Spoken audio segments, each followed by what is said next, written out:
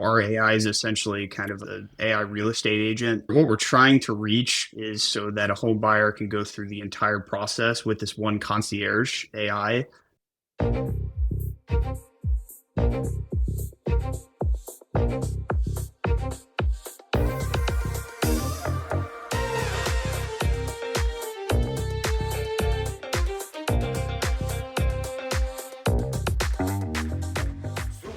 Welcome to Super Entrepreneurs Podcast. Today we have with us Paul Cecil. He's the VP of Strategy at Realpha, the world's first commission-free AI home buying platform that's redefining how people invest in real estate. He's been a key player in raising capital, closing acquisitions, and shaping the vision of a tech-driven real estate company that's pushing the envelope with AI. I love AI. Welcome to our show, Paul. Thank you for having me. I appreciate it. That intro was No, fantastic. it's thank you, thank you. No, it's great to have you, my friend. I know it's 11 a.m. right now, but I gave you 11 minutes of waiting around trying to fix the technology issue that we had, but I'm grateful now that we can talk. As well. Yeah. It always happens Yeah. that way, right? Yeah, it always does. It always does. So no, but it's good. It comes back up fairly quickly, so we're good. So your story so far, you have been at Realpha since 2021, basically one of the early people involved in that startup. Now you're VP of strategy. That's an incredible climb. What are the biggest things you have learned about leadership and strategy during that journey? Okay. Yeah, there's a lot there definitely to unpack. As far as the climb goes, kind of from because I started as a financial analyst, right? And for those Yes. that have been following Rialpha for quite a while, we had back when I joined, we had a completely different business model, and we had it was a completely different situation. I mean, it was a startup. I was employee number 10, and so I Yeah. joined as a financial analyst. And so, over time, as we experienced more and more, right, I learned more and more about leadership, and even like getting into the topic of power a little bit to a certain point in your career, especially if you're young and trying to rise in the ranks much faster. It's easier to do in a smaller company, right? Because you have more Mhm. visibility, more responsibility, things like that. But B, you sort of have to go in a transitional period of where leadership no longer becomes about obviously doing what you're told to be doing, whereas Mhm. it's a transition into, hey, I can run this, and proactively going and saying I can run this. I can take over this responsibility, this division, this idea I have. Let me run with it, right? So at some point, kind of that power and responsibility is taken rather than given to you, and so that's kind of like one of the biggest things I learned as far as rising the ranks in a startup or even a public company. But leadership, I love that topic. I'm a big follower of Jocko Willink, and I study a lot of military leadership principles and things of that nature. So, I like the four simple rules that he puts together, which is a cover and move, right? Covering for your teammates, allowing them to move up, and helping other people get wins, and then having the same done for you. B, taking extreme ownership over results and over outcomes, Mhm. and really like responsibility over all things. Right? And C, keeping it simple. And I'm blanking on the last one at the moment, but military Okay. leadership is a big one for me that I've learned along the way. Mm. So it sounds like a big component of that is mindset. Do you feel that there's this, your own ability, how you were seeing things, your perspective of what was happening had a lot to do with it as well? Mhm. I would say so. I think the biggest differentiator nowadays for a lot of people is kind of your call it your locus of control. right? I'm sure you're familiar kind of with that terminology. A lot of people nowadays, I feel, have more of an external locus of control, so they are giving responsibility of their lives and their position. They're basically outsourcing it to others, right? Like, Mm, what's where am I? What's the government doing? yeah. What's happening to Everyone me, else is rather than responsible. Mhm. exactly everyone else is responsible versus an internal locus is, hey, I'm responsible for everything, all the way down Yes. to how I react to somebody yelling at me on the street of New York, right? Like, Yeah. you're Yeah. responsible for Yeah. everything, and I feel like Everything. that gives you a I lot more love that. power. Yeah. Yeah. No, I love that. I love that, Paul. We are responsible for everything. I love that quote because in reality, we could spend our life just pointing the finger where everyone else did wrong to us. But if we take ownership and work on ourselves and become more self aware, deeper self awareness of what's happening, and it's really cool how we can make changes. And I found even the situation circumstances start shifting to match that energy. It's great to talk to you about this stuff. So going from startup to a public company, you had a lot to do with this. Okay. What caught you off guard during the process, and what lessons from that whole journey do you wish you would have known going in? It's a very, very arduous process Yeah, for, for those that haven't been can through it. imagine.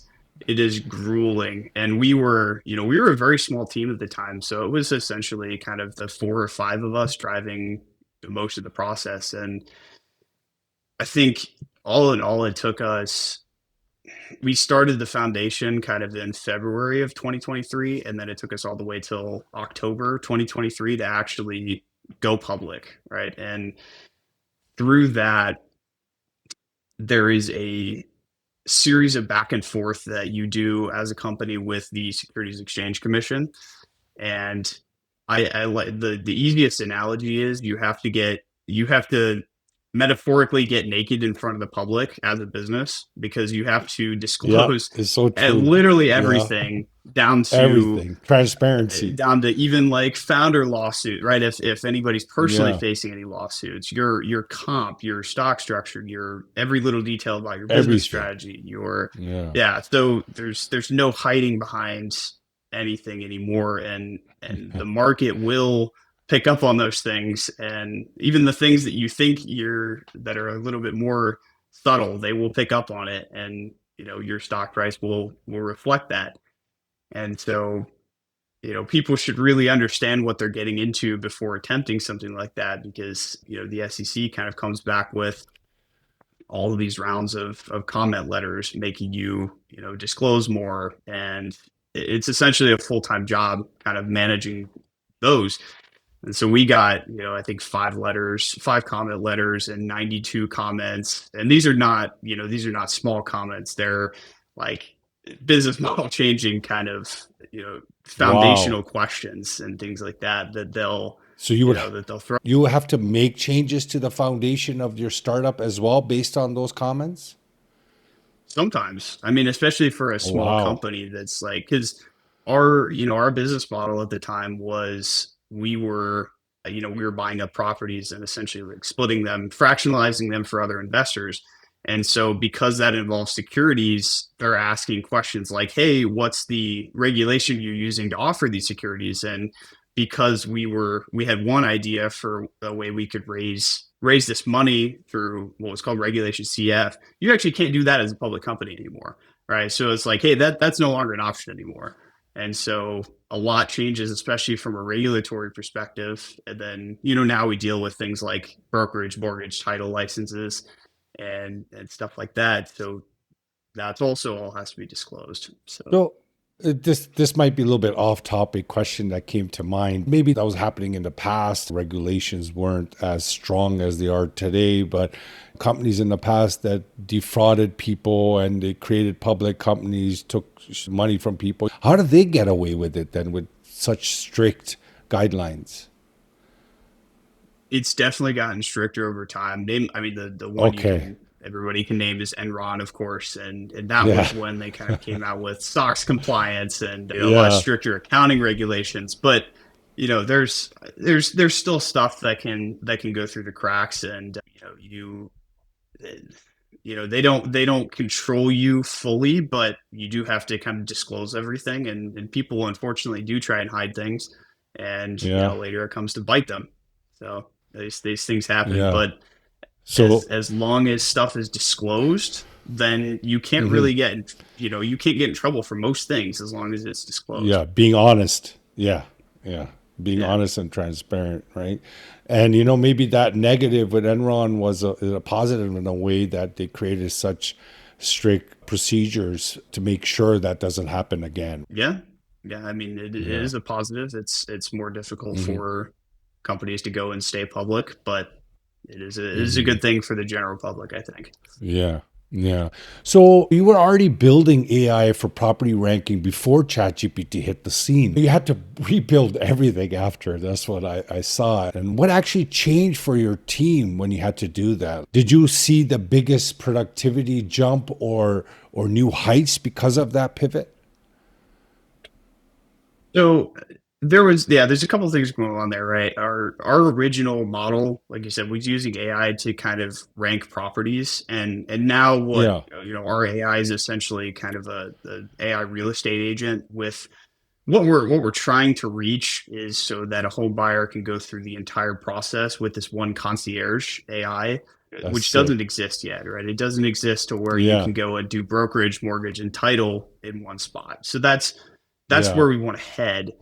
That's But nice. originally it was like a property ranking system, and obviously on a little bit less sophisticated technology than ChatGPT, and it was it was kind of interesting because when ChatGPT launched, right, the 3.5 one that everybody was obsessed Yeah. with, Yeah. uh, our CEO came in that day, and half the people were gone because of Christmas break, whatever, and he comes in, he's like, "Listen, guys, literally forget everything because everything has changed now."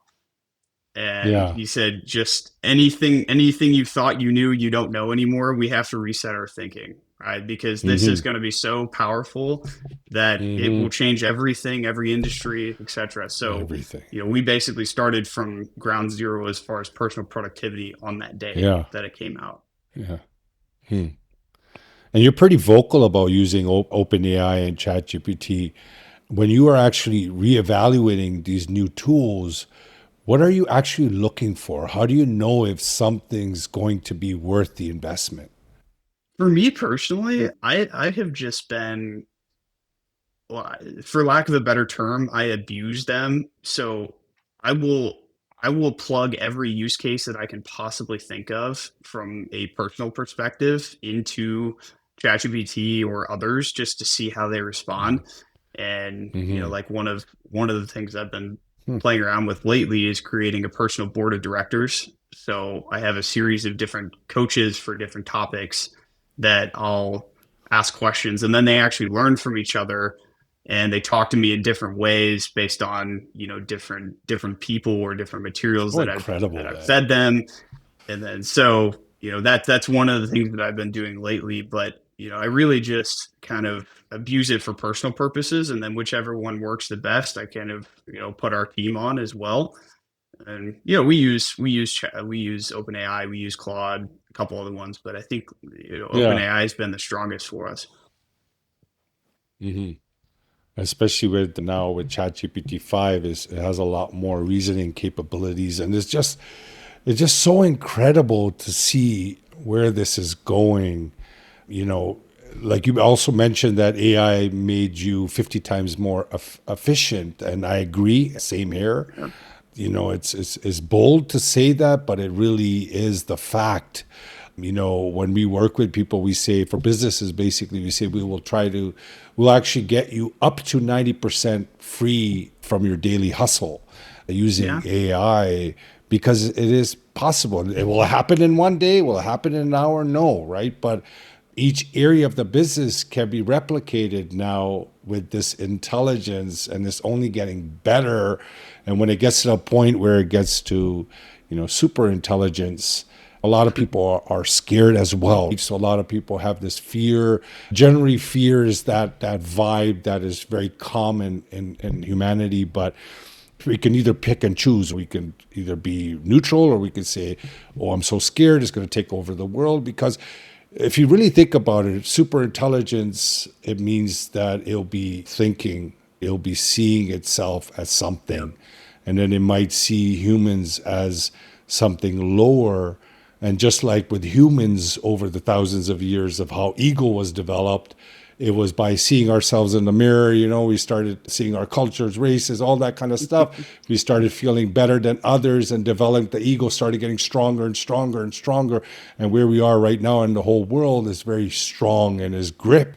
Same way, if AI superintelligence gets to that point, it could develop its own type of ego and could do something. So there's fears, but then there's potential in that too, because if you're riding this wave and you learn how to use this, you can free up your time. You can come up with innovations. You can come up with creations. You can amplify your life in ways that you could never have imagined before. It requires a strong mindset, of course, but if you actually ride this, you could take it to some levels that it could help humanity. But I think there's different ways to look at it. I'd love to hear your view on that.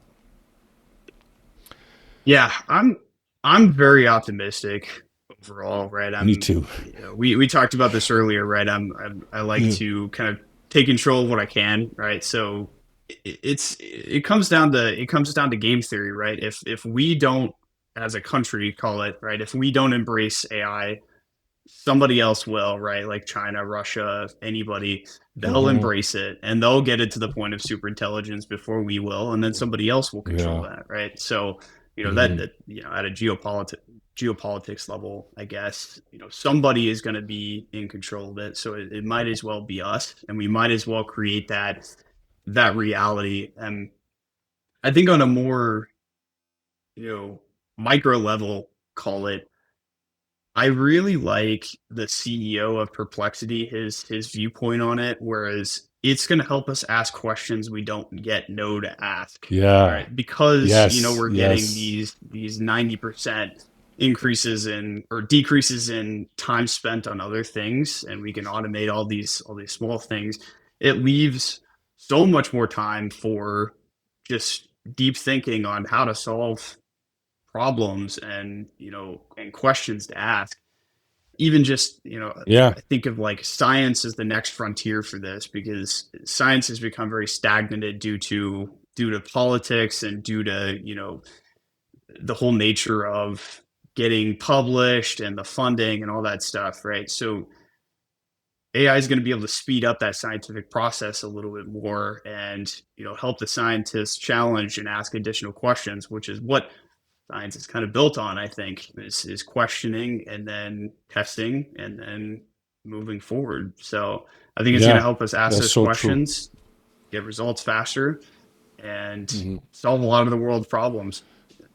Yeah, so true. Because, another way to look at it about deep thinking is the fact that people, for example, in my world, I'm just speaking about me. I meditate. I'm present. I spend a lot of time in that stillness, experiencing the life, right? Experiencing everything that's coming in each moment. I just live by it, and I just look at it with a detachment kind of view, if that makes sense.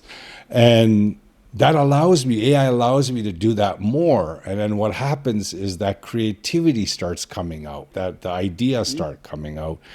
I feel that deep thinking is what is going to create the new evolution of humanity, meaning that people are going to be at a different level of consciousness because of AI. So I feel like AI came to mm. us at the perfect time when chaos is at the rise.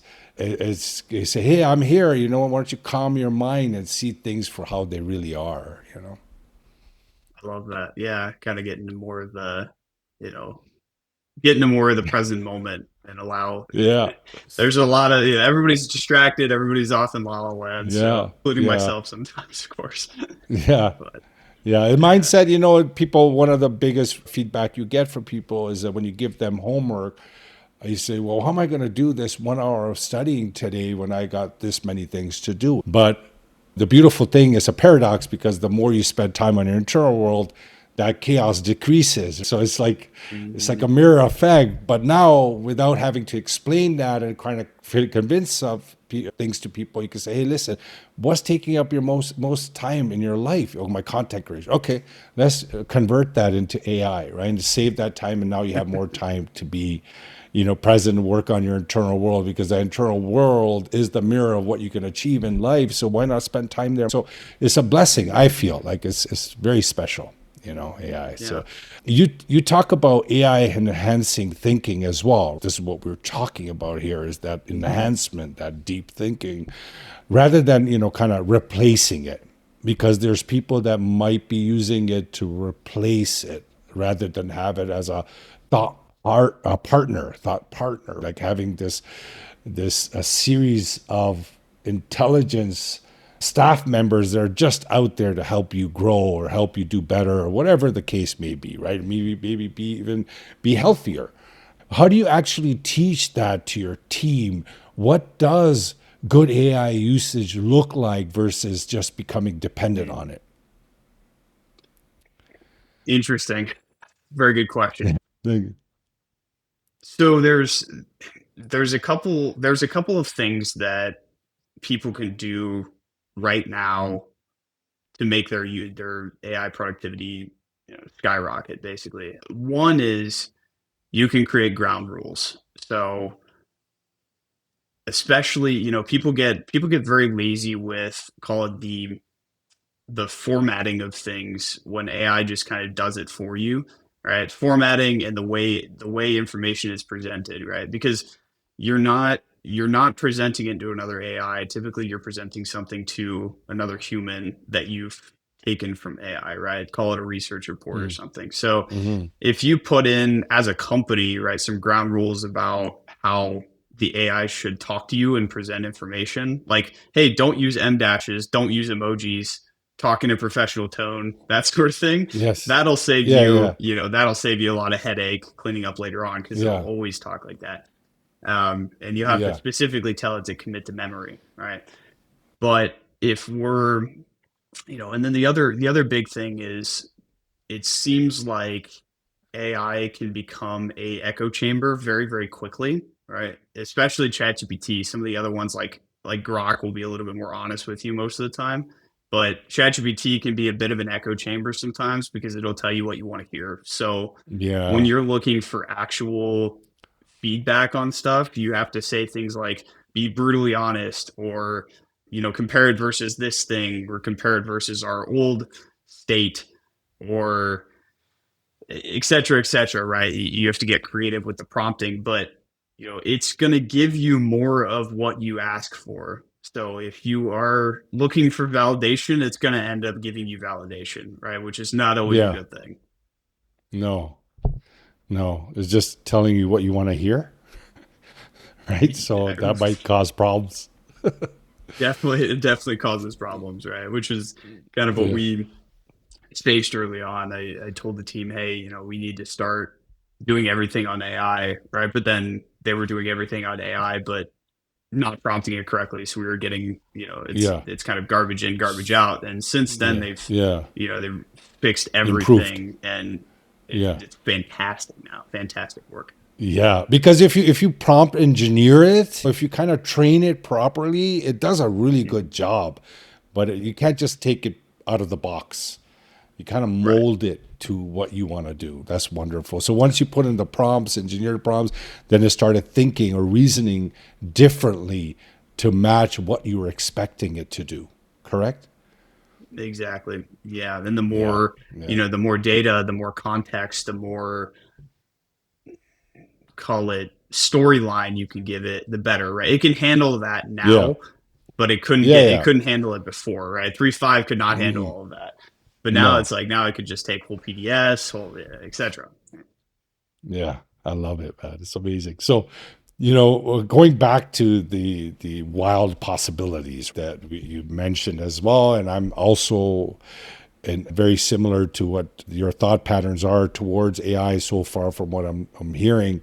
Now, the possibilities of AI superintelligence or humanoid robots and universal basic income.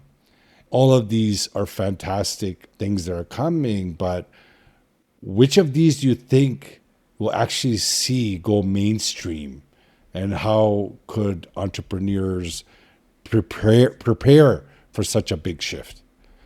So I'll give my biggest piece of advice for entrepreneurs planning their strategy for the next 3 years. I think the next so in case anybody didn't see ChatGPT slash OpenAI, they had a leaked strategy document, and so I read through that. Most of it is redacted, but you can kind of get the gist of what they're saying in there, right?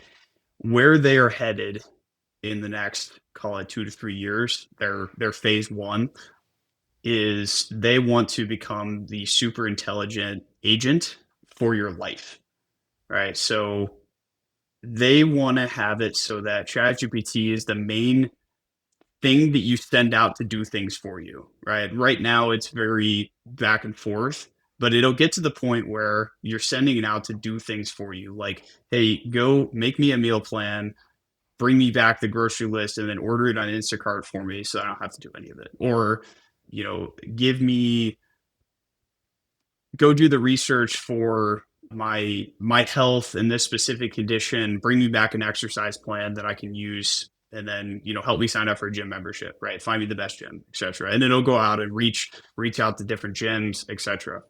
So you know pretty soon that's going to become the new reality, especially as OpenAI gets more integrated with the Apple ecosystem, which is the majority of phones in the US. And so it's going to become, instead of marketing and doing SEO for and products even for people, it's going to be who can cater to the AI agents the best rather than actual people. That's my bold bet for the next few years. Is like, I think it's going to be more about optimizing for AI agents finding and interacting with your product rather than people. Can you give an example of that, just to dumb it down? You know? Sure. So right now, you can have Google call and make reservations for you at a restaurant, right? So you can say, hey, I'm looking for a reservation during this time, and Google will actually call and, find you a time for a reservation on at a restaurant, right? This is really big in New York, where Yeah. reservations are a little bit harder to come No, I by. meant. And yeah. Sorry, Paul. Just to correct, just to make sure we're on the same page. So the actual functionality completely understood that it'll be able to do Mm, a lot of the things that we could do on a browser, for example. But yeah. you mentioned that future entrepreneurs or the people that have businesses or products and services, they should be looking at ways to figure out ways to communicate with the agents for the future. So can you give an example of that part for, let's just pick up a company that sells, I don't know, shorts, whatever. Before, right, if you were a short company, let's call it, you're selling bathing suits for men or something, right? Yeah. Hmm. Your marketing strategy and SEO strategy will be focused around finding keywords.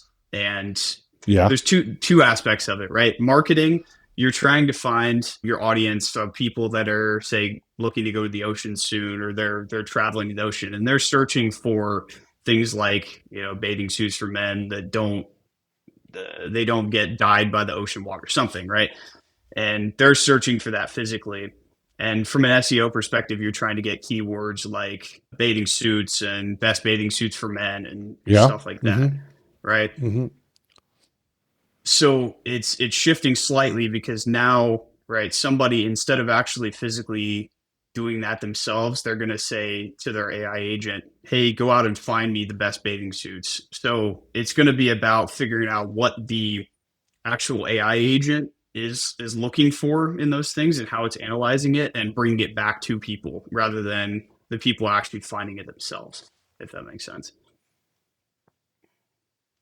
So, but it's still doing the keywords research, it's still doing blogs. The agent will write the blogs, it will do all that stuff for it to Mm-hmm. drive people back to the website.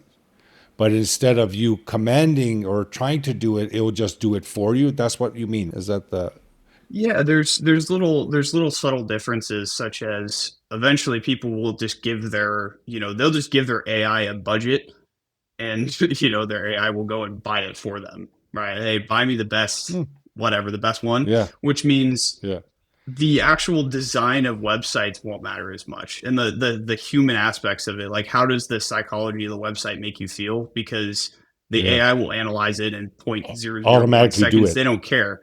They're just Yeah, looking yeah. for they're looking for hard data and stats, right? Which is where your stuff like SEO, and the new term would be GEO, generative engine GEO, yeah, optimization, is yeah, becomes much more important than the human psychology aspect of it. yeah. The machine aspect has to be taken care of more importantly. Exactly. Right. And we've seen the This is same awesome. thing kind of happen on an investor relations perspective as a public company, Yeah, right? Because yeah, yeah. now 80% plus of all of the trading in the stock market is done by algorithms. So it's like, hey, you're no longer writing press releases and materials for humans. You're writing them now for bots, basically. So it's like, Wow. how do you reconstruct your message to cater towards the bots and the agents that are trading rather than actual people?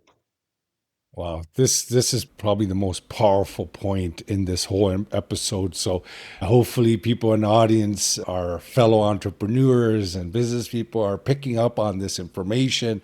I'm very grateful that you came on our show today, Paul.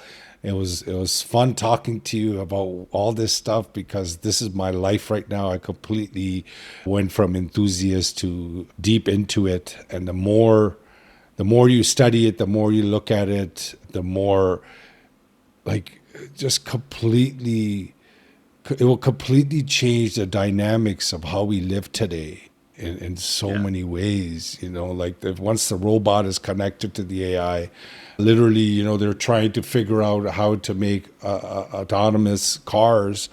Maybe you don't even need to do that, right? Maybe the robot just goes in the car and drives it to wherever you need to go. Maybe the robot is the most important. So Yeah, go have a maybe. meeting for me. Have a meeting Yeah. for me. You're on your phone and the robot is sitting with another robot having a meeting. You can see the other robot, but you're actually you're talking That's about what Mark making a deal with Zuckerberg the was two hoping robots. for Yeah, with yeah. Meta. So yeah. Oh, he was, but it did work out It did not work. Well, yeah, as that's much. why they did the when VR was Yeah, huge, you did the whole yeah, metaverse yeah. rebrand and everything. That didn't really catch Yeah, on, yeah. but It yeah, didn't catch on, no. I we'll think see. there's new players coming that are changing their dynamics. The big boys, that are out there, they're trying. But I think with machines, the little guys have a chance. The little guys can create something valuable for humanity. And I don't think anybody should fear the big boys anymore with machine. You're able to do a lot now. So, There are absolutely zero barriers to entry from a baseline knowledge perspective, right? You can get to 80% of the knowledge on any topic within a very short amount of time with AI. yeah, like imagine like every human being literally is going to be super intelligence. Why? Because and especially the people that pride themselves on their intelligence. And I respect it because they went through a lot, they studied a lot. That's great, obviously, but it could be intimidating because now everybody's going to have it because if they have Mm-hmm. the glass is going to be reading even their body motion. Like they could never study that, right? So it could tell them what they're, how are they vibing? Their vibe. Like, are they excited right now? Or do you think potentially going to close the deal? Or are they going to walk away? Or they're scared? What is the reason? Or it could even find out, predetermine what they're about. Like, oh, it just Yeah, it it will be blows my very mind. it will be very interesting to see as well what happens with dating. That's the one Yeah. that's one that I'm very excited to see what happens. Oh yeah. But Yeah. that'll be an Oh my interesting one. God. Oh man, it's fun, it's exciting, but it's happening right now. We're in that reality. Let's take advantage of it and grow with it. Again, Paul, let's stay in touch, and see if anything Absolutely. else, if you're launching anything, definitely you're welcome to come back. Appreciate that. Appreciate you having me on.